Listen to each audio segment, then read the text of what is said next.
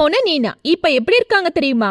90s கிட்ஸ்களுக்கு at a டைம்ல குழந்தை நட்சத்திரமாகவும் ஹீரோயினாகவும் பரிச்சயமானவங்க தான் நடிகை நீனா. கேளடி கண்மணி, நாயகன் உள்ளிட்ட திரைப்படங்கள்ல குழந்தை நட்சத்திரமா நடிச்ச இவங்க விடுகதை படத்துல பிரகாஷ் ராஜுக்கு ஹீரோயினா ரொம்ப போல்டான கேரக்டர்ல நடிச்சாங்க. அதை தொடர்ந்து சினிமா சீரியல்னு நடிச்சிட்டு இருந்த நீனா திடீர்னு கல்யாணமாகி ஆஸ்திரேலியாவில் செட்டில் ஆகிட்டாங்க. இப்ப அவங்களுக்கு 20 வயசுல மகளும் 16 வயசுல ஒரு மகனும் இருக்காங்க.